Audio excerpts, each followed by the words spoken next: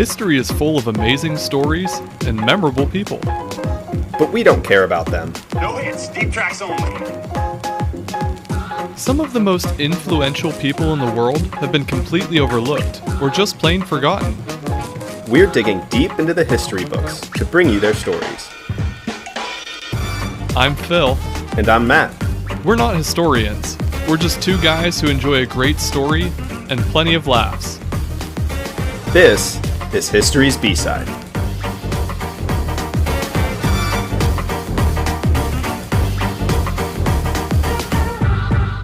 Today's B-Sider is The Blood Countess. Welcome to another episode of History's B-Side. Today we are very fortunate to welcome in a couple guests with us, some friends that we made through the podcasting world, Taylor and Meghan from Fancy Town Crimes. Welcome to History's B-Side. Thanks so much for having us. We're Why excited don't you to be here. tell us a little bit about your podcast first, and then people might understand why we invited you on for this particular episode. Sure. So we're the hosts of Fancy Town Crimes, which is a true crime comedy podcast. We cover crimes in fancy towns, so wealthy people for the most part, and the shenanigans that they get up to, which, spoiler, is a lot. But yeah, we're just genuinely having a good time. We have some laughs. We have some, God, I'm not gonna be able to get through this. We have some laughs, some gasps, and most definitely towards the end of the episode, some random Boston accents that sneak out there. Yeah, after we're really tired or we've had, a couple glasses of wine, it just comes roaring out of our mouths. So you're both from Boston, or is it just something you do when you're tired? Oh no, That's we're after from the Boston. wine. Yes, we are both from Boston. Okay. Our listeners are used to, some interesting conversations after drinking, because we had a whole episode about Lincoln's drunken bodyguard who kind of led to his assassination, and he was drinking on the job. So we had a few drinks as we did that episode as well. Oh, I'm definitely going to need to research about that. That sounds fascinating. So we invited Taylor and Meghan to join us for this episode because, like they just told you, their podcast is centered around people who committed crimes, especially kind of wealthy or fancy towns where these crimes were committed. And today's topic is going to be absolutely one of those people, probably one of the most notorious criminals in history that you maybe haven't heard of. So she certainly was fancy and royal and regal as well. So I think it'll be a really cool story, and I'm excited to get your guys' opinion on it as we go on. Yeah, excited to dive in. So normally we start our episodes with a little bit of background information. So I'm going to kick it to you guys. Hopefully you got us some good information here that we can get the episode started, and then we'll be able to lead into the main topic. Awesome.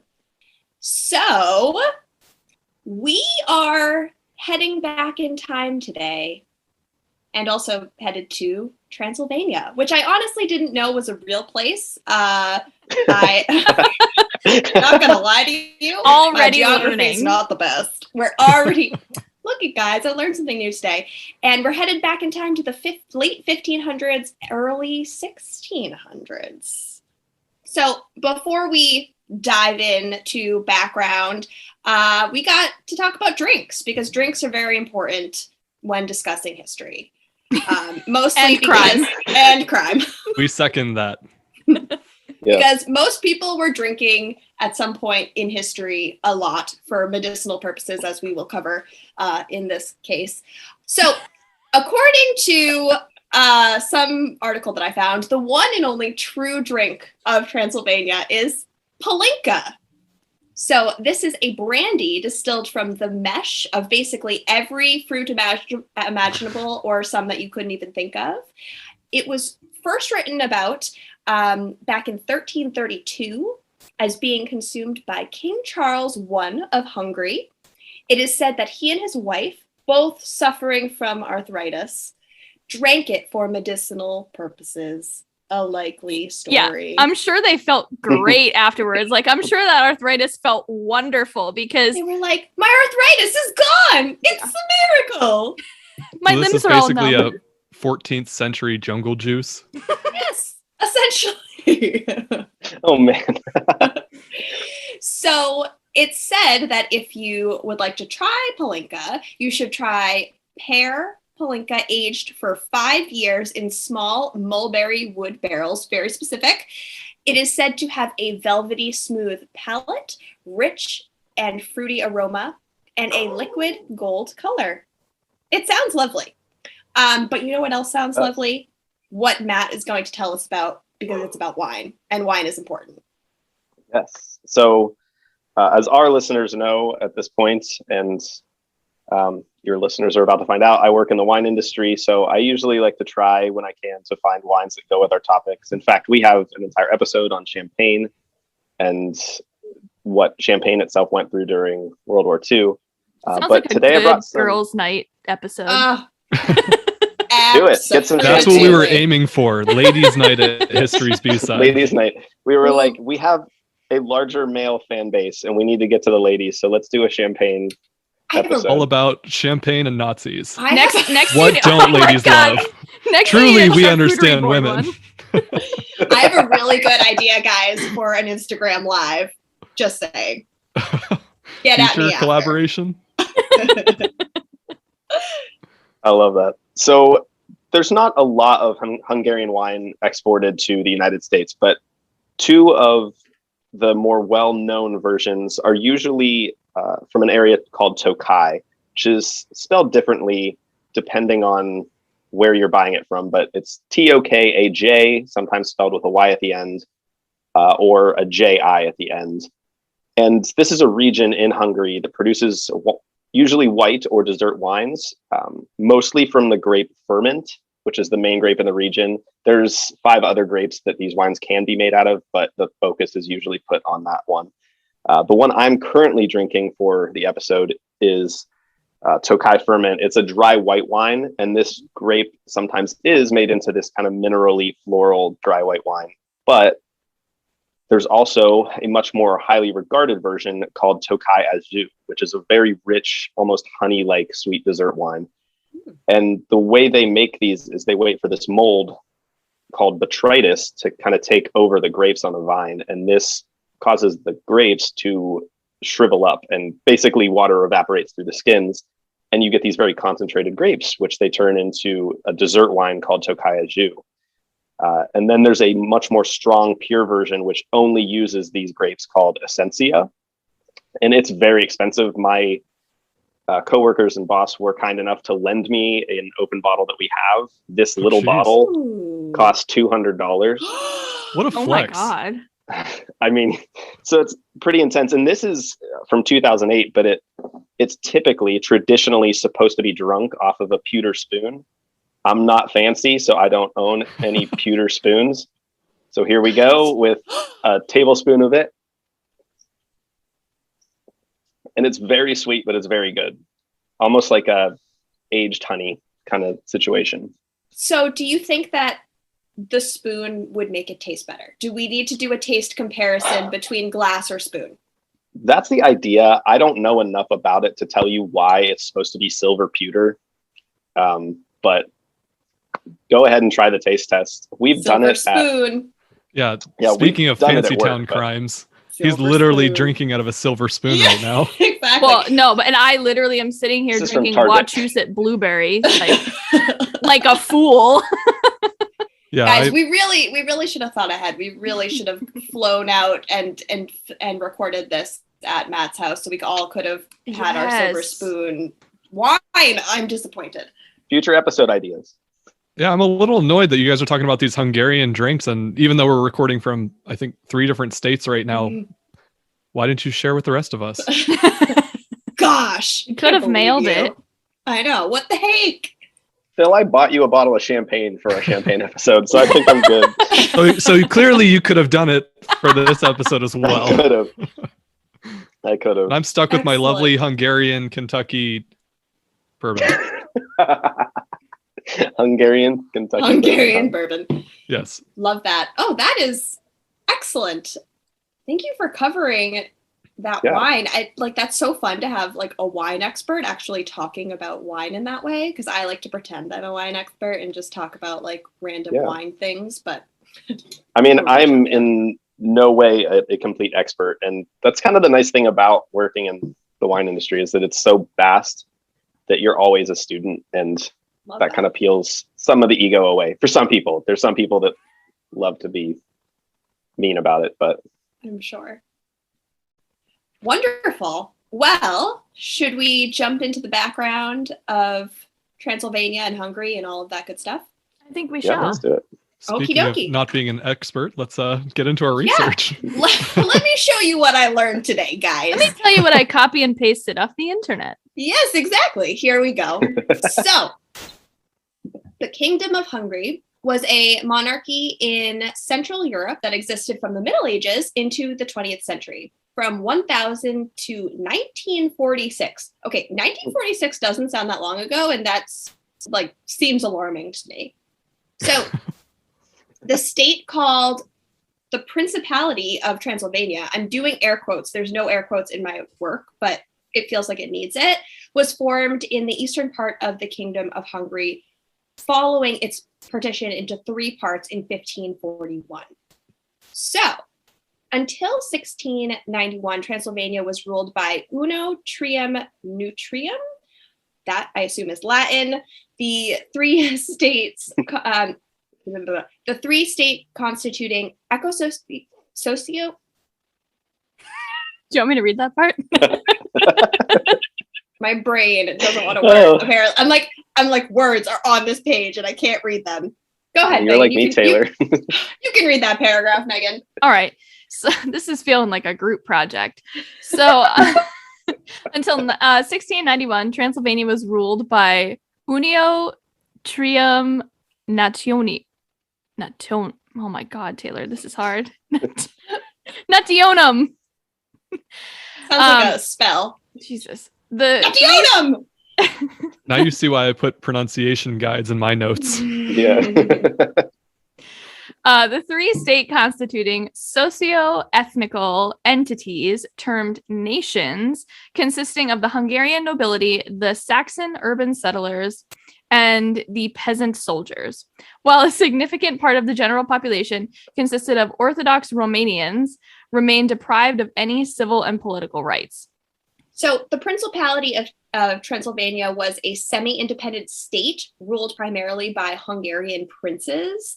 It was established in 1570 when John II renounced his claim as King of Hungary in the Treaty of Speyer?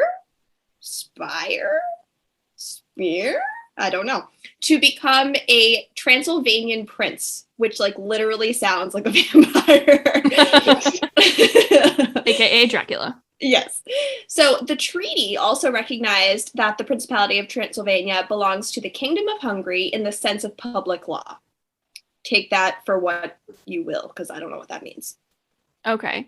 So essentially, Hungary was super war-torn in this particular era.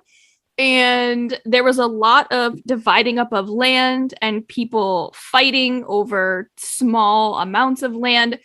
So essentially, when it first split, it split initially in 1526. And it split between the Ottoman Empire and then the Habsburg rulers as well. So because of that, they had basically 2 kingdoms, but each king didn't recognize each other as a king. So there was Ferdinand I and there was John I. And there was a discrepancy over who ruled what because both of them were like, I rule everything. Just 2 giant egos. Right. 2 massive egos. So that's so weird. That never happens anywhere in history or government. No, I know. Ever. So strange. Just like a one-off. Yeah. So it gets better. So there was a treaty in 1538 between Ferdinand and John. And they said they met in secret, but I mean, it's probably just because there was no social media and so people couldn't find out about things until like 7 years after it happened. So they met and they were like, all right, we're going to divide up the 2 territories. One became Royal Hungary, which was in the north and west regions. And the other became the Eastern Hungarian Empire in obviously the east. So Ferdinand recognized John I as King of Hungary and ruler of 2/3 of the kingdom. And John conceded that after he died, Ferdinand would rule over all of Hungary because he was the rightful heir, because John didn't have any kids. But this fell apart 2 years later, because then John had a son and was like, well, this is all null and void because now I have a son who I can pass everything on to. So from 1540 to 1571, it was like the same scenario again, where basically both kings thought they owned everything. The struggle for the true ruler of the kingdom lasted until 1571, when John II, so the first John's kid, abdicated to Maximilian II, who I'm assuming was Ferdinand's kid or some line from Ferdinand. And John II ended up becoming Prince of Transylvania. Mm-hmm. There's just a lot of moving parts. It was very complicated to research. I didn't know that there was so much to know. Right. And then at this part, I forgot to mention too, at this part, they divided it into 3 sections. Yeah. So that Transylvania could be its own thing. I feel like constant. I was thinking about this when I was researching the topic too, and it's just this region of Europe, I feel like as Americans, we have almost no concept of. Like, yes. I don't know, it clearly had its own very interesting history and very deep history, and there's a lot of the world that's like that, but we just focus so much on the European powers and America and China and India and select nations around the world that we don't even think about these smaller countries and certain pockets of the world that have their own deep, rich, complicated history, and we just never learn about it. So true, 150%. So upon the death of John II in 1571, the royal house of Báthory came to power and ruled Transylvania as princes under the Ottomans until 1602. So their rise to power marked the beginning of the Principality of Transylvania as a semi-independent state. So the Báthory family, which we'll talk more about, assumed power at the death of John II. The younger Stephen Báthory, a Hungarian, he was a Hungry Catholic. Hungry Catholic. Aren't they all? Aren't they all? A Hungarian Catholic who later became King Stephen Báthory of Poland, tried to maintain the religious liberty granted by the Edict of Tundra, but interpreted this obligation in a very strict way. There was a lot of religious tension, obviously, in all of this that I didn't even get the chance to cover because it was deep. So under Sigismund Báthory, Transylvania entered the Long War. So as Megan mentioned, this time was just so much conflict. There was so much going on. In the late 1400s, there was actually a peasant revolt. And then there were always disputes over land. At one point, though, I thought this was really interesting. I don't think I kept this in my notes, but it was divided up among 3 different types of people that they were ruling over. And one section of people that they were ruling over were peasant-soldiers. So there was just some very interesting grouping of individuals, some with more rights than others, to be expected.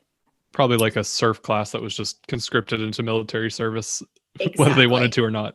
Exactly. So this war that I mentioned, the Long War, it actually went on from 1593 to 1606, and it's sometimes referred to as the 15 Years' War.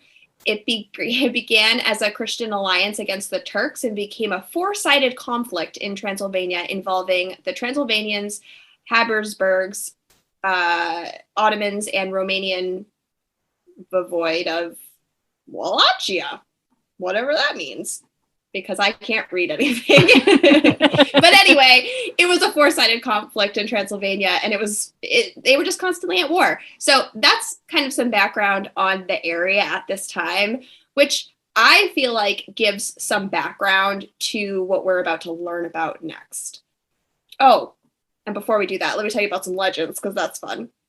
So when we think of Transylvania, at least I did, because I thought it was fake, or not a real place. I thought it was only a place where vampires came from. I thought it was like Hotel Transylvania, guys. We were pulling our leg. Come on, guys. You're making us look bad for picking you for this podcast. Literally, Listen, once we get into the crime, we're gonna be like all over it. But the bing, history boom. part is challenging. We did this backwards. geography part. You guys are talking about the history, and I'm talking about the crime. Yeah, we should have flipped this, guys. So I think vampires when I think Transylvania. So here's some background on vampires, because I'm not alone. It's not just me. So it's thought that Bram Stoker named Count Dracula after Vlad Dracula, also known as Vlad the Impaler.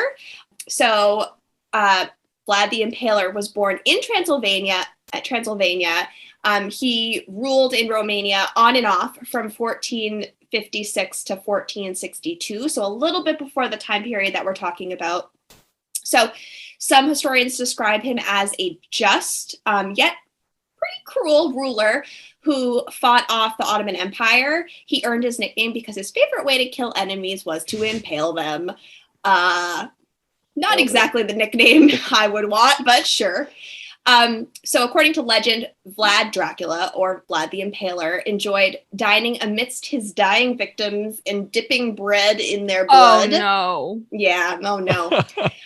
So whether that's true or not, we don't really know. Oh my God. Yeah, it's horrifying. See, this is what we bring to the table for you guys. Yes. This is why I need to wine. Yes. Matt, This you're the is why we Italian in drink. the group. How's that sauce? Yeah. Phil, you're the Christian in the group. It just sounds like communion to me. I was just telling my husband earlier today, we got these teethers for my tangent. We got these teethers for my daughter, and I took a bite of them and I was like, this tastes like communion. And and my husband he's like, I've never had communion before. And he's like, what does it taste like? I was like, it tastes like this teether. And then I remembered there was a Dane Cook skit about how he used to believe as a kid that communion tasted so good. He really wanted like a cereal called Christ Chex. And I feel that they aren't. Did anybody else think they were tasty? I thought they were tasty. They taste like cardboard. What are you talking about? Tasty. I think it Cardboard. depends on where you went, because I mean, what kind of spice they were using on their communion. I mean, I'm Lutheran, so we get like the plastic wafers. I mean, we do too. I mean, I don't know what else they are. Honestly, what's wild is I've literally seen people dip the little like cardboard wafer essentially into the wine. Yeah. That's a type of communion. We do that at my church. It's called intinction. Oh, all right, fair. Oh, that has a name. Yeah, it's just a style of like, taking communion. It's better than the common cup that Catholics do, where they all drink out of the same cup, because that's they didn't do well in gross. COVID. It was very COVID. my That's one thing grandmother that had to stop for COVID. My grandmother was very upset, not happy. Let's just not die. Sounds good to me. My wife is Italian. My wife is Catholic and Italian, but she's Catholic, and she has never drank the cup, even though that's what her Catholic church always did. She just always passed on that part of communion. Well, this is the thing, is they like pretend they're sanitizing it because they take the little tea towel and they wipe it, but really it's like, let me smear the germs in for you. All right, you strengthen your immune system. Yes, exactly. And for you, germs for you and for you, like Oprah handing out germs to everyone in the audience. Exactly. So anyway, blood is how we got there. So these stories sparked Stoker, the author, his imagination to create Count Dracula, who also is from Transylvania, and sucked his victim's blood and could be killed by driving a stake through his heart. So there are some experts that say that it actually didn't come from Vlad the Impaler, but the similarities are definitely there. So anyway, some, interesting history about the wars and the life in Transylvania, and then also the legends in Transylvania. So anyway, that's what I got. Well, speaking of legends, I think we're about to get into a big one that came out of not necessarily Transylvania, but the Kingdom of Hungary along the border of Transylvania. So I think we'll take a quick break and then we'll get into today's main topic.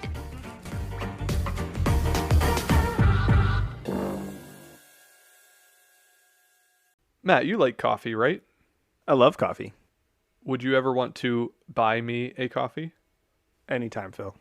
Just say the word. Our dedicated listeners could also buy me a coffee. Could they buy me a coffee as well? They could buy you a coffee. This sounds fantastic. We set up this service called Buy Me a Coffee at buymeacoffee.com/historiesbside. And people can buy us a coffee? Yeah, it's really just a way for people to support the show if they enjoy the show. And if they're listening to the show, we sure hope you enjoy it. Yeah, otherwise you're just, wasting your time. At buymeacoffee.com/historiesbside, there's 3 ways that our listeners can interact with the show. Number 1, you can just donate to the show by clicking Buy Them a Coffee. 2, you can join as a member for $10 a month or $100 a year. Being a member gains you some pretty cool perks. You get access to our monthly bonus episode, History's B-Side Battles, access to our future episode queue, a name shout out on a future episode. We'll also send you a handwritten thank you postcard and sticker set, and more perks will be announced as we continue on.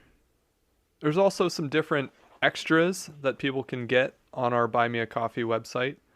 Things like choosing the topic for a future episode. If there's a lesser known person in history that you have an interest in, let us know and we'll do an episode all about them.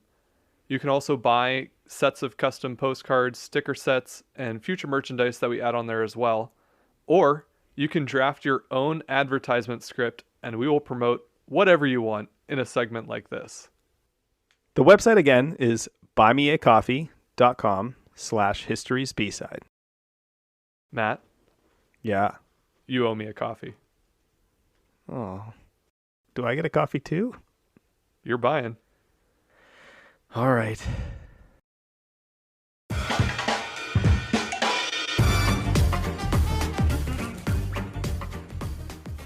All right, welcome back. That was a great intro to some Hungarian and Transylvanian history from our friends over at Fancy Town Crimes. Thank you so much for that. Of course. It's our pleasure. So I don't think we really introduced who today's B-side or our main topic today is going to be, but it's a woman who is known mostly by her English name, which is Erzsébet Báthory. But since you guys did such a good job stumbling through those Hungarian names or pronunciations for the first half, I'll go with her more traditional name, which is Erzsébet Báthory. Very similar, not too difficult for me, but there's going to be a lot of those names that come up throughout the course of this episode, so bear with me when we get to these pronunciations. Erzsébet Báthory was born August 7th, 1560 in Báthory in the Kingdom of Hungary. And she was from a royal family. You kind of touched on this a little bit. Her father was a baron. Her mother was a baroness. Her uncle was the voivode of Transylvania, which was the highest ranking official in Transylvania. Her uncle on her mother's side was the king of Poland and the Grand Duke of Lithuania and the Prince of Transylvania. And then her brother was a judge royal, which would have been equivalent to like a chief justice within the Kingdom of Hungary. So she obviously had a very wealthy, very connected royal regal family. Being from this family of nobility, she grew up living in what was called the Erzsébet Castle.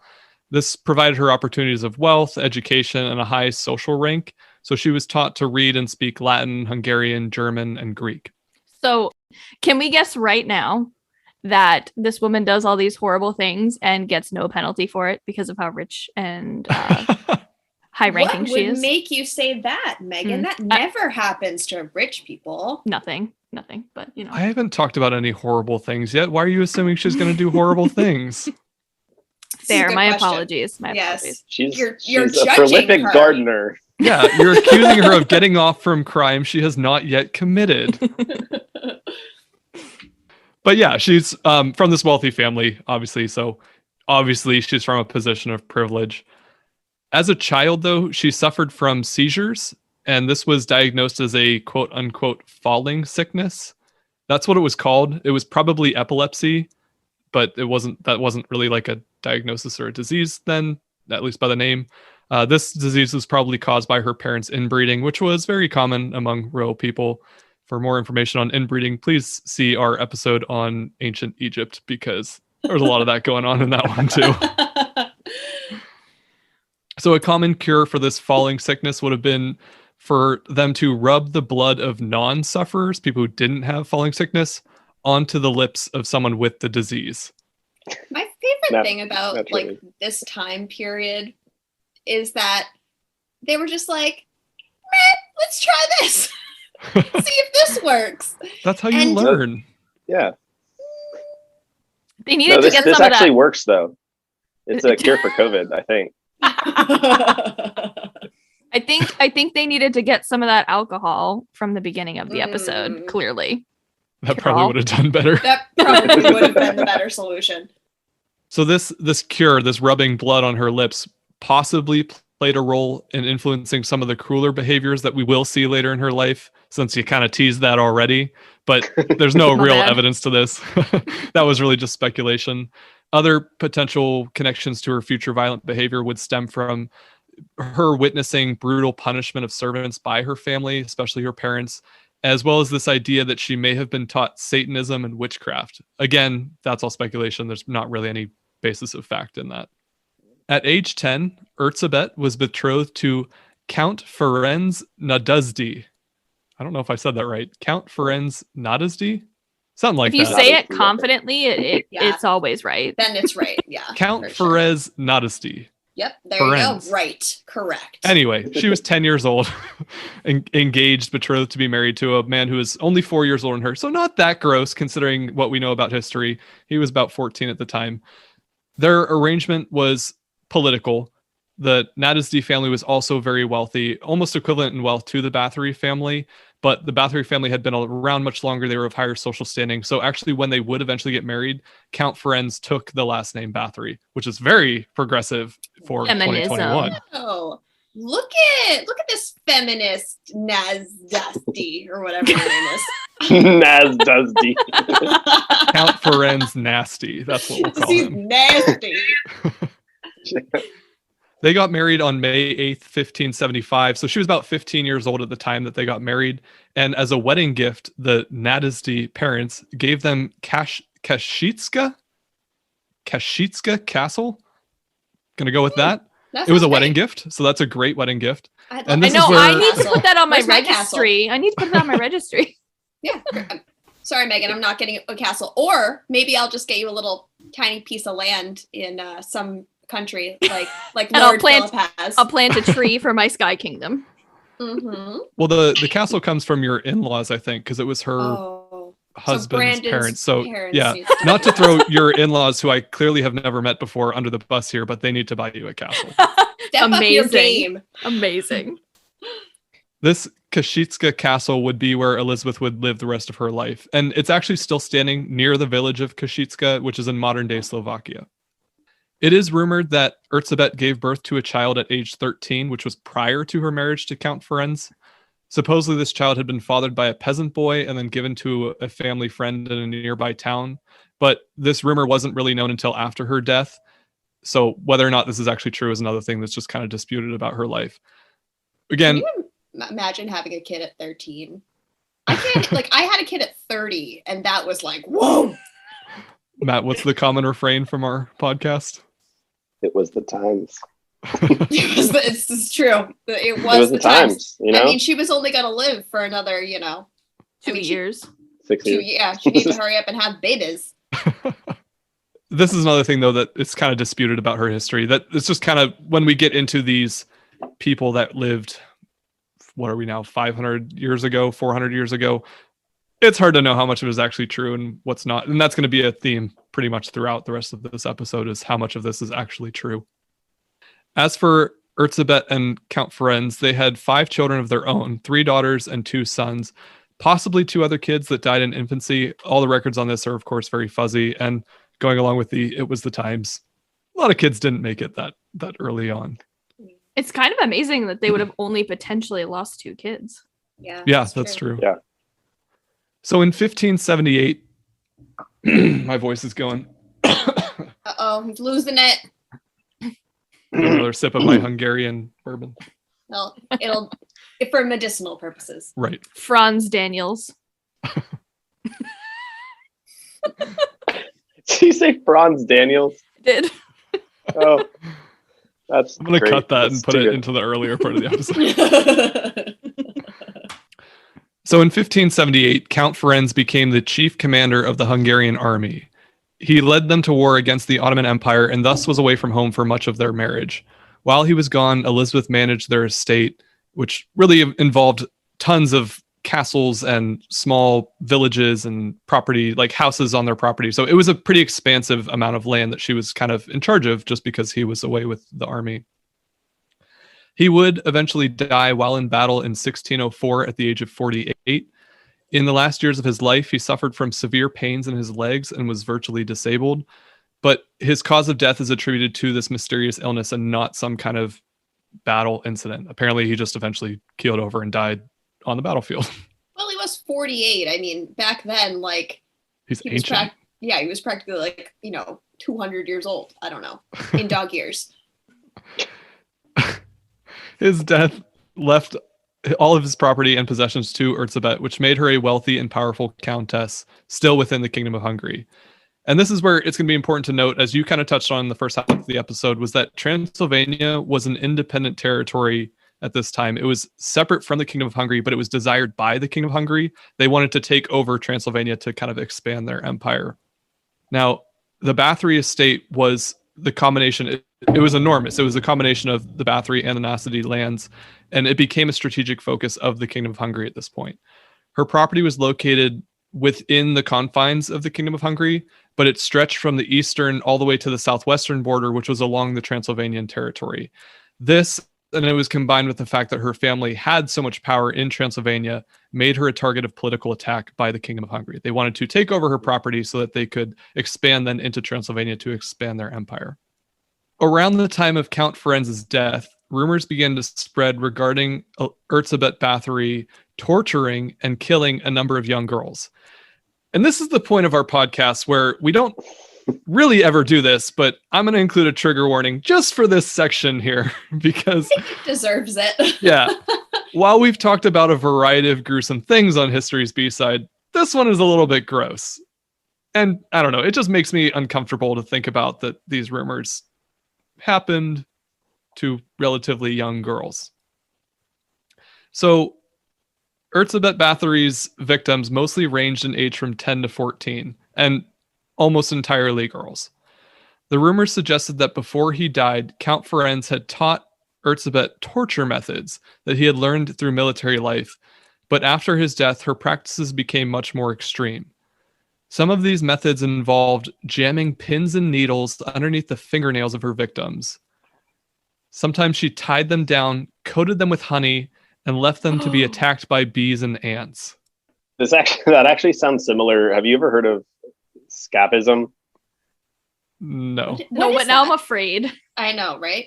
If you could see our faces, listeners, like all of us are just like, yeah, I don't like pins and needles underneath the fingernails. That freaks me out. But so this might deserve a second trigger warning because it goes honestly even further. So it was a style of Persian execution where they would build these boats that basically went around a person, leaving their arms, legs, and head exposed.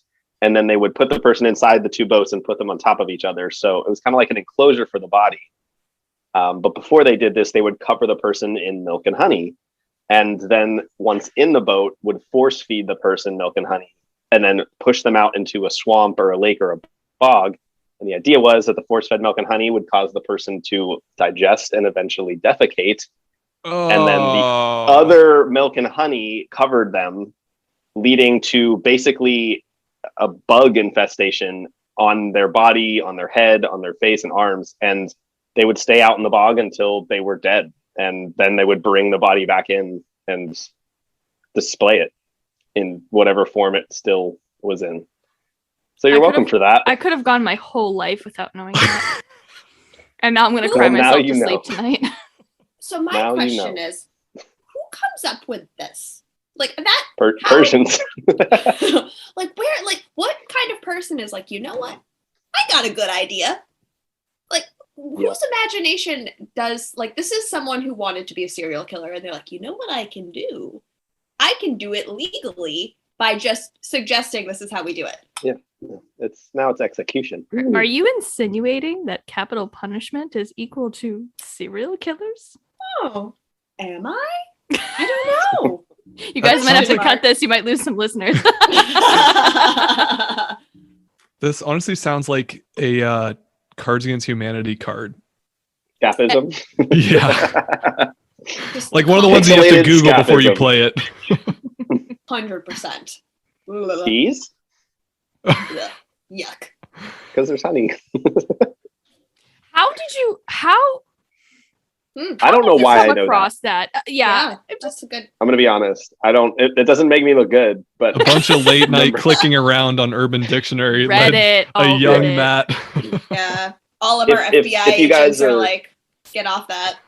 if you guys or any of your listeners or our listeners are into this sort of thing, I also encourage them to look up the Roman screaming bull. And then there's also a form of Viking torture. I think it was called the breathing eagle or something like that. Definitely look that up too. Do you They're work both for the horrifying. government? All right. Like, I'm pretty sure you're not a wine person. Where are Those you might- really Honestly, going to? The second one I learned about by watching the Midsummer horror movie on Netflix. So Oh, okay. I didn't create these things. I just learned about them. Hard no. Hard no. Those might be things you have to explain on a bonus episode. Let's Okay. get back to our main topic.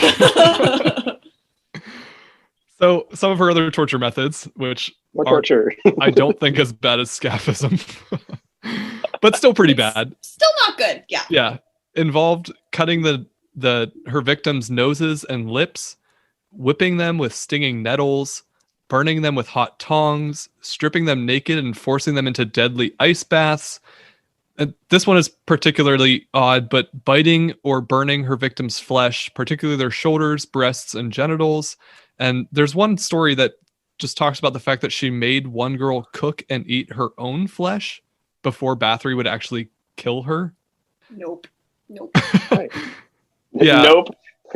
Nope. A lot of these, it's just really bizarre and kind of gross. So you can obviously read a lot more on this topic if you really want to, but a lot of it kind of suggests some form of sexually driven aggression, although Báthory's motivations for doing all this was never explicitly understood. People didn't really know why she was taking on these victims, basically servant girls, and just torturing and killing them seemingly for no reason. And while it did start with killing her own servants, it's believed that she eventually moved on to kidnapping peasant girls from nearby towns and made them her victims. And that she had a circle of quote unquote assistants, which was a group of her servants that helped her carry out these torturous practices rather than becoming victims themselves. I want to step in here and maybe try to defend those servants that were assistants, because I'm going to give them the benefit of the doubt and just say that they were doing it so that they themselves wouldn't be tortured. 100%. Oh yeah. Yeah. Yeah. But I don't know I mean, that for here's- sure. I mean, maybe they were just her favorites, or Maybe they were into it. Her but favorite. like, right, yeah. Well, not Maybe for it was nothing, their but thing too. I wouldn't want to say no to that woman. yeah. Right. 100%. Yeah. You just watched her eat somebody and then make them eat themselves and put a pin under their fingernail, and then you're like, no, I'm not going to do what you say. Yeah, exactly. You're like, Correct, okay, yeah. sure, I'll help whatever you want. Exactly. 100%. I mean, you're doing it for your own life. So continuing on, some of these depictions of these terrible acts that Báthory committed even involved descriptions of her having bathed in the blood of her victims. Now, the claim here was that she believed this would keep her appearing young and healthy. This is, just for clarification's sake, mostly a fantasization of her story. Witness accounts of the time never actually mentioned these types of bloodbaths, and these stories about her didn't really arise until over 100 years after her death. So now you have these rumors going around about this criminal woman, and at some point she moves on from her victims from just being these servant girls to eventually potentially kidnapping the daughters of other noble families, which is when people really start to step in and care about these crimes that are being committed. Of course. So in 1610, the Hungarian king Matthias II appoints a man named György Thurzó. Don't know if I said that one right. To investigate the rumors surrounding Báthory. Thurzó was the Palatine of Hungary, which was the highest ranking officer in the kingdom, and he was a representative of the monarchy. Essentially, he was like the active leader of the region, which I kind of view as like a secretary of state or a prime minister. So you obviously have the monarch, but it's really this guy who's in charge of carrying out the laws of the land or enforcing whatever policies the monarchy sets forth. So he was personally motivated to the cause of taking over Transylvania for Hungary. He even actually married his own son into the Báthory family for this purpose, to get close to the Báthory family and hopefully be able to take over that territory in which they had so much influence. So he married his son into a family that contained a woman who may or may not have tortured hundreds of people in gruesome ways. I mean, it seems like a pretty brazen act. It's dedication to the cause. I mean, I'm not super sure on the timeline here. I don't know if he married his son into it before these rumors started to spread or after, but I kind of feel like he wouldn't have cared, because that's kind of how marriage worked at the time, that you weren't marrying for love or how you felt about their family. It was just the fact that, hey, they have money. Let's get involved in their family and try to take over their property. So Thurzo begins collecting evidence against Báthory, including over 300 witness statements to corroborate these rumors. Witnesses claim to have seen evidence of her torture on dead bodies that were found in unmarked graves. Others claim to have witnessed Báthory torture and kill the victims firsthand. So finally, on December 30th of 1610, Thurzo arrested Báthory and 4 of her servants, which included 3 women and 1 man, and accused them of being her accomplices. I do find it interesting that she had a man servant who was part of the accomplices. I guess maybe I figured that all of them would have been men because the women she was killing, but then you kind of think that she probably only would have had female servants. So this man is sticking out to me as just unusual, but is really not, I guess, that important to the story, other than the fact that he was included in her accomplices. In a letter to his wife, Thurzo claimed to have discovered a dead body and another victim in waiting at the time of her arrest. And rumors claim that Thurzo caught Báthory in the act of torturing a victim, or that she was covered in blood at the time that she was arrested, but neither of those claims are substantiated with any actual evidence. Báthory and her accomplices were put on trial in January of 1611. The 4 servants denied participating in the murders, but admitted to burying her victims. They blamed each other, mostly for carrying out the acts that Báthory asked them to, and they would blame Báthory herself for between 36 and 51 murders. All 4 of them were promptly accused and put to death. Wow. As for Báthory herself, no formal charges or official sentencing were brought against her. Kind of what you alluded to earlier. Oh my God. You were right. I told you, when we get to the crime stuff, I'm not bad. Oddly, though, most of the witness statements were based on hearsay, so no actual complaints about her behavior were recorded prior to Thurzo's investigation. And even the accounts of some of her victims were disputed. So her accomplices admitted to 36 to 51 victims. They were actually tortured to get their testimony, which we know in today's legal world wouldn't carry any actual weight. It would kind of be, it was a way of getting people to admit to things that maybe that weren't necessarily true. So whether or not these 36 to 51 murders were real, kind of anyone's guess. There was another witness that said that Báthory's own records indicated that she had 650 victims. 650 people that she killed by torturing her servants. Jesus. But no one actually saw this written record. It was just kind of a witness statement. Nobody knew who the witness was or how they would have had any kind of connection, and nobody actually saw the book that said she had 650 witnesses. So it's all a very weird situation. Do we know how many years she was doing this?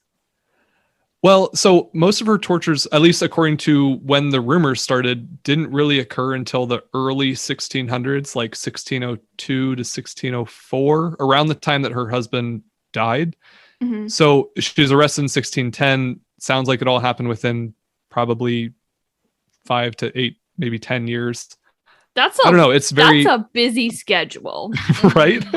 If you're murdering that many people, you are going at it, I guess. Yes. So there's actually a couple possible explanations as to why she wasn't formally charged. Now, obviously, her wealth and status would have allowed her to avoid any of these real accusations, kind of as what you alluded to earlier. And Thurzo probably deliberately didn't charge her in order to protect the dignity of her historic and important family. He wanted to take over her property, but it still behooved him to kind of satiate the Báthorys and be able to work with them because he was trying to take over Transylvania, where they were very influential.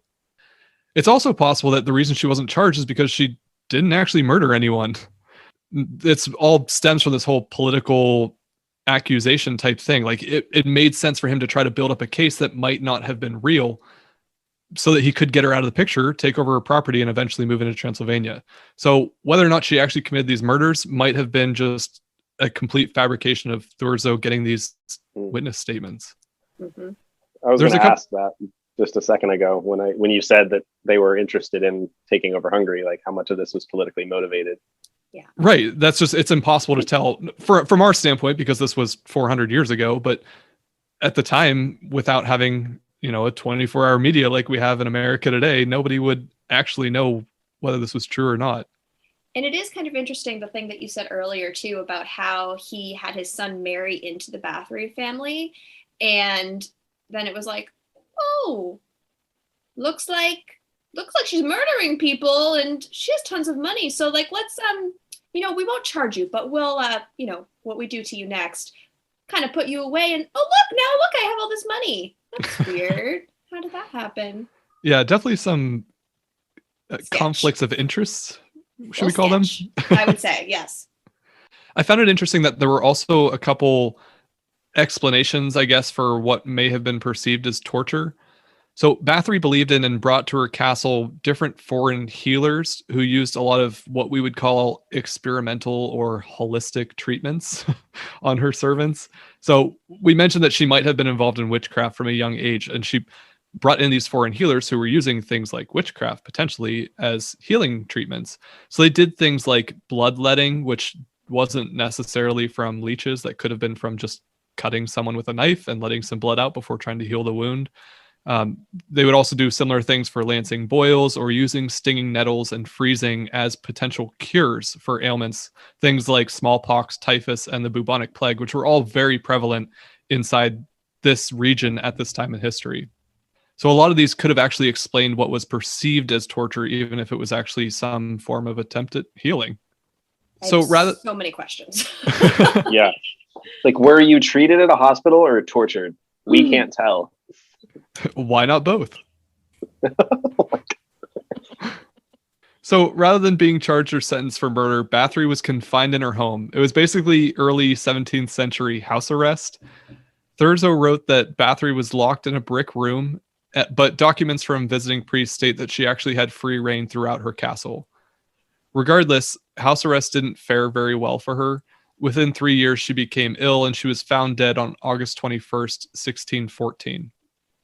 After her death, her estate was divided among her children, so the Kingdom of Hungary was not actually able to claim any of her property.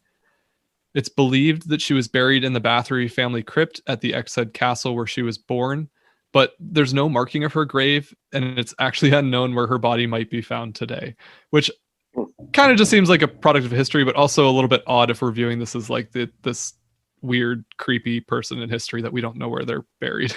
And do we know where her husband is buried? Oh, that's a good question. I don't know that. I would guess that at the time, a lot of people who died in battle probably didn't get great burials. Fair. It might have been different for a count, like an important count, but I don't know that for sure with him. Yeah, that's what I was just going to say is it's, they had so much money. I feel like it's kind of surprising that they didn't have, at least that we don't know where it is, because I feel like when people have a lot of money and they're, royalty or in a royal family, there's going to be some sort of like family burial area.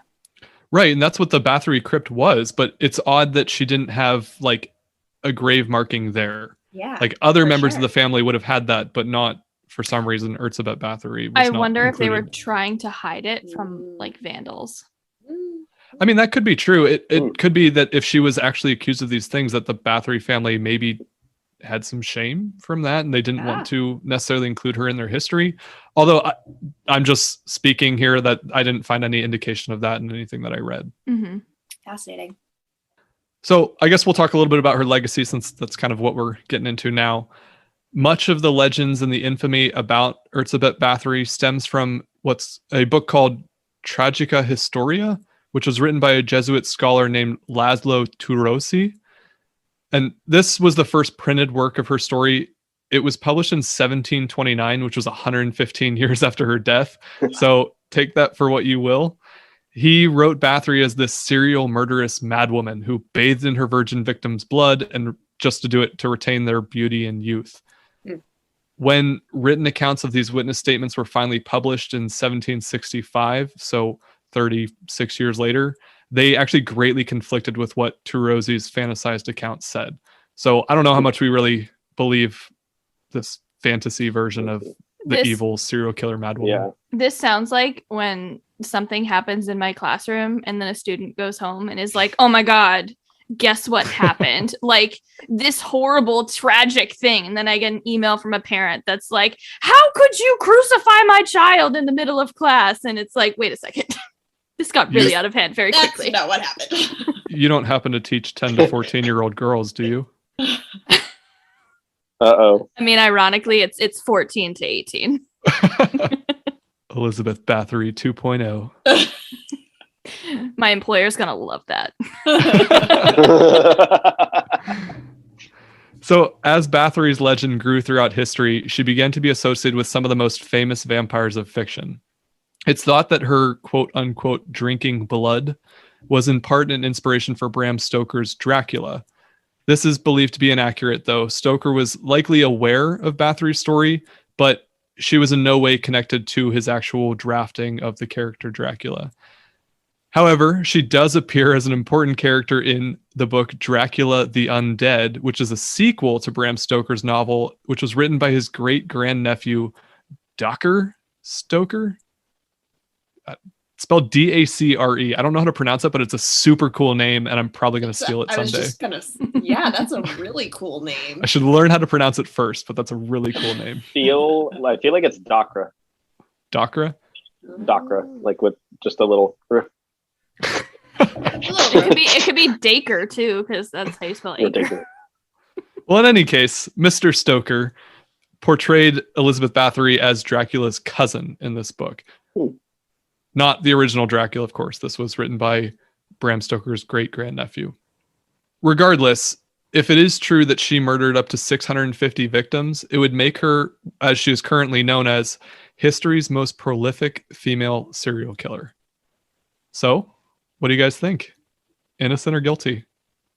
I vote innocent. I got to be honest. I feel like the political position brings everything into a lot of question. I think she's innocent also. Oh, I had a very different take. Oh, go for it. All right. Good takes are good. Different takes are good. I think she did. I don't think she killed 650 people because that is a full-time job. Like, there's no way. Yeah, but there were no lunch breaks. Managing no property takes a lot of time. There's no way there True was that. 650 True people. that. But I just 36 to 51, maybe? I wouldn't be shocked if it started out as, you know, she was just brutally punishing people because she's seen this happen, and we know the cycle of abuse. When you see it happen, you do it. Good point. And I could see it just getting to the point where it's like, it's out of hand. And now she has kind of like, she's killed her first person and she has a taste for it, if you will. Mm-hmm. And it just kind of continues on. But do I think 650 people? No, I don't. Did we ever, in any of the testimony or anything, did we ever hear from her in anything that you researched? No, nothing that I saw. And to be honest, if you read about her and don't do a ton of deep research, most of the articles you read are just going to say that she was born in this castle in this time period and she was a countess and had all this property, and then she murdered and tortured all these people, and now she's known as history's most infamous serial killer. Like, it doesn't go super deep into the political background on it. I did find a really great article that kind of explained that side of the story and like presented her as totally innocent and just a victim of the way history has portrayed her. And I tried to work that into this to kind of show that, you know, history isn't always the way it's necessarily perceived over time. Just to give my opinion on it, I don't think that she murdered 650 people. I don't think she was like a perfect saint. Like, I believe that she probably tortured a lot of her servants. She maybe not tortured in the sense of like biting their chunks of flesh, then making the girl cook and eat it, and then whatever. Like, I think she was probably a very, very brutal leader. What do you call that person? Like, Head of the house, authoritarian. Master, Like, I think she was very brutal to her servants and probably did kill some of them, maybe not deliberately, but I'm sure that some of them died from the way that they were treated. So maybe that 36 to 51 number is sort of accurate. I don't know if you would define gotta- that as murder in this time period because, Yeah. like you said, wealthy people aren't viewed in that same lens. Yeah, that's a good point. I mean, that's so interesting that it's like a 50-50 split between what we thought. So, I mean, when I say innocent, I also agree she probably was a horrible person, but I don't know, like, was this politically motivated and that's the reason? Perhaps. Like, maybe this was all made up just to get her money. That's also possible. But was she a good person? I don't think that's probably true. I think she probably was horrible. I mean, yeah, I don't like, there's a lot of these. Honestly, I could see the jamming pins underneath like fingernails and stuff. I could see that. I agree. I think because realistically, how would you survive if you were like mostly skinned and then had to cook it and eat? Like, I feel like that would not. That's a good question. I don't say she was mostly skinned, but maybe she like cut a finger off or something, like something Okay. that you could survive from. All right, fair. No, that's okay. That's fair. But even still, like, I think that's probably like way too much. But I could see some of this stuff for sure. And especially like probably one of the things that wasn't mentioned, she probably beat them a lot. And when you beat people for long enough, you're gonna kill them. Yeah, absolutely. Right. And develop some scars probably. So if people did see dead bodies with signs of abuse, that would lead to some rumors potentially. This is a very interesting one because it's so like we don't know the answer, which I think is really fascinating. That's interesting. Yeah. I don't think she's a good person. By saying innocent, I don't think she's on the list of good B-siders. No. Someday we're gonna have to go back and compare our past main topics and do like the worst of the worst and the best of the best. That would be a very interesting episode. Oh, for sure. Mm-hmm. All right, so that's the story of Erzsébet Báthory. I think we'll wrap this one up right here and maybe do one more section for some trivia questions. Perfect. Yeah. All right. Got some good ones. We'll be right back.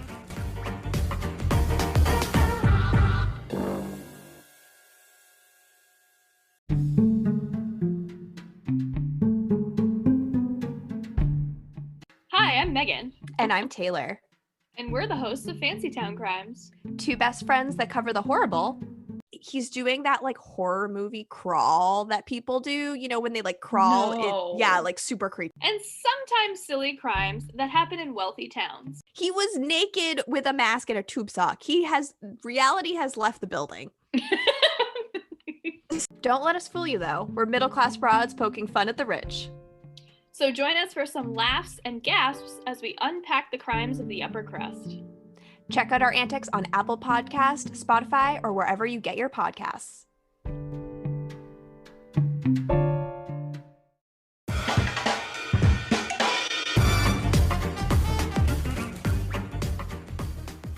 All right. Welcome back from our break.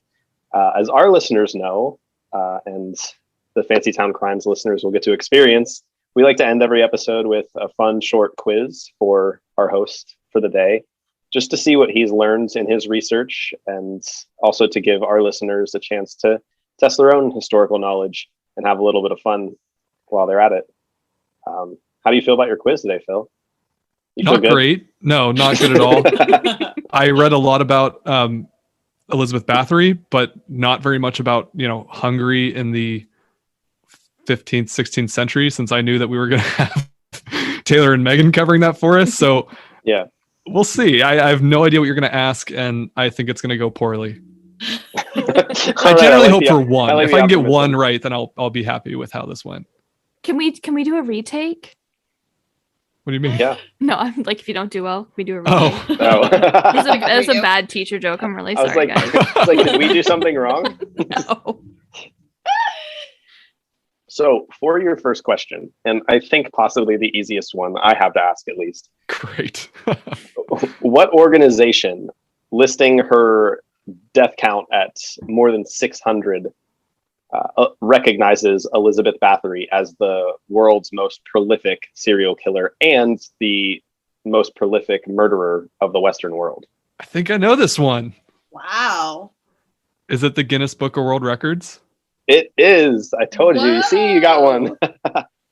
So yeah, Good. I can coast the recognize- rest of this quiz now. I was gonna say, I'm sorry. Is They- that the easy question? That is the easy question. So they do. They recognize that she killed more than 600 people, which is interesting to me, given how questionable all this information was, and kind of makes me doubt some of the other Guinness Book of World Records I mean, award holders. when our alma mater university set a Oh, Guinness God. World Record for the largest group of people in one area dressed in penguin costumes,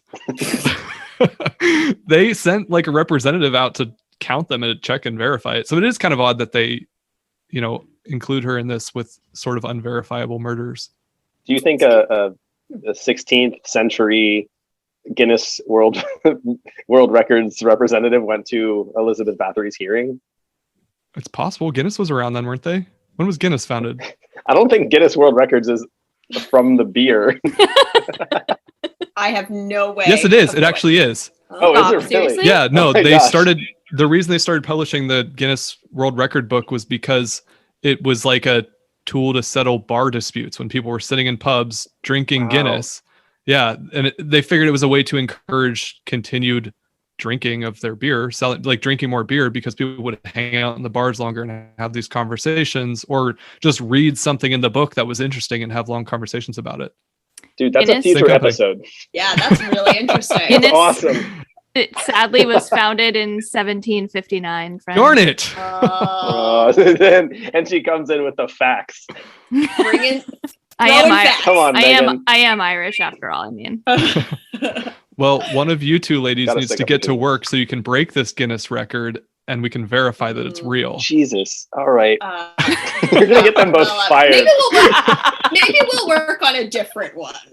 Yeah, there's probably Perhaps. more attainable, less horrible Guinness Yeah, records we'll to go for. We'll work on the penguin one. The penguin costume. Good The luck. penguin one. We are proud penguins. You want to dress up as penguins or perform mini genocide? Pick one. I don't know. I'd call One it is mini. way better than the other. I mean, yeah. All right. Are you ready for All right. our question? I hope so. Okie dokie. All right. So, what are the typical methods preferred by murder preferred by female serial killers? Oh, I know this. Hmm. Oh, I thought this was going to be a torture question when you said typical methods. Oh, man. I don't think I could name another female serial killer. Eileen Wuornos. I was gonna say Eileen Wuornos, but Don't know she's who not. that She's is. not. She's not the typical. No, she's not. She wouldn't be the typical method. She would not be the typical method. I'm going to So- just take a Yeah. stab in the dark here for the pun. Is it strangulation, That is That's one what of I the would methods. Yes. but not the preferred method? It is one of two. So it's one of the two preferred methods. Okay, what's So- the other one? The other one is poisoning. So Ah, female serial killers are known as quote unquote silent serial killers, in that they typically will kill in a very quiet and not very messy manner. That's the So way to do it. Elizabeth Bathory, her methods were definitely out of character for female serial killers, Yeah. which They also were is loud interesting. murders. they were definitely not quiet. Let's put it that way. all right. So for your third and final question, this has a little tiny bit to do with Elizabeth Bathory, mostly with her influence and her story and legend, but more to do with modern pop culture. So there are a number of songs that are written about her that contain stories inspired by her story, some of which are directly named after her, like Countess Báthory. And there's even a band by the name of Báthory with a song called Woman of Dark Desires. Can you tell me, or can you guess, what subgenre of music these bands and songs stem from? Subgenre? Subgenre, as in Weird you can't say, question. no, don't say like rock or rap or country. Like I need a little bit more information than that. But if you get any of the technical genres correct, I'll give you credit. Just guess what kind of music you might imagine these songs being about, or what type of music you imagine them being. What was the genre that Max Martin performed in glam pop, something like that. Glam It's pop, probably not yes. glam pop, is it? It's not glam pop. It's got to be some kind of like, I don't know, death metal. That's exactly what I was looking for, and I will take. You could have given me screamo, death metal, Wow. thrasher, heavy metal. That was impressive. I was gonna guess punk, but I mean, I feel like death metal is a little on the nose. Yeah, no, it's exactly right. So there's a band called Venom that has the song Countess Báthory. The band Báthory, obviously, with Woman of Dark Desires. Slayer has a song called Beauty Through Order that's about her. And Cradle of Filth, lovely name there, has a song called Desire in Violent Overture. All of which I listened to while driving to pick up the wine. Getting you in the mood for the wine. Well, it's not my type Clearly. of music, I'll be honest, but it did increase my road rage by 10%. You did the most That- research for this episode. Wow, that was great questions and also great guesses, guys. You just Yeah. I know. rocked that. I got 2.5 of those. I That was know. very That- impressive. That's That your was best impressive. That's quiz. like one of my best quizzes ever. Amazing. Well, this was fun. Thank you guys. Yeah, this is awesome. This Thank was you a both. blast. Thank you guys so much for collaborating with us. This is awesome. Yeah, this is great. Absolutely. I do have another murderer on my future episodes list. It'll probably be a while before we get to it, but maybe sometime we'll have to have you guys back on and We put would that one love together. it. For sure, we're always down. Oh For yeah. murder. Yeah. Not acting Actually, upon, but you know what's crazy is I also just this morning was given a recommendation of a female murderer from Quebec City, and it's kind of like a fancy European town. I feel like that could be fun. oh, I haven't heard of that Yes. one. Yes. I don't know. Sounds great. I just found about. I don't even remember her name at this point. I was just told about it, and I was like, "This would make an awesome History's B-side episode." Yeah, for sure. All right. Awesome. Well, clearly, we have lots of collaborations in the future, Yeah. guys. We've already talked about like 16 on this episode. clearly, you guys will have to come back and listen to more of our episodes, and obviously, we'll tune into some of yours as well. Yeah. If you guys want more, please feel free to follow us at History's B-side on Instagram, Facebook, Twitter, YouTube, all the social places. Thank you so much for joining us. Thank you to your listeners for listening to us. Some new voices, of course, and to our listeners for hopefully embracing you guys as well. We're very happy to do this. It was a lot of fun. Yeah, this was so awesome. Thank you guys so much for being with us. And for your listeners, you can find us at Fancy Town Crimes on Instagram, Facebook, and Twitter. And we would love to have you as well. Thanks, guys. We'll see you again soon. See you next time. See ya. History's B-Side is an independent, listener-supported podcast. Leave us a review or subscribe to the show on your favorite podcasting service. And follow along on Facebook, Twitter, and Instagram at History's B-Side. Send us your feedback or inquire about sponsorship and advertising opportunities by emailing us at historiesbside@gmail.com. You can donate to the show at buymeacoffee.com/historiesbside. While you're there, check out our membership perks, merchandise, and more. This episode was researched and produced by your hosts, Matt Melito And Phil Hall. Thanks for listening to History's B-Side.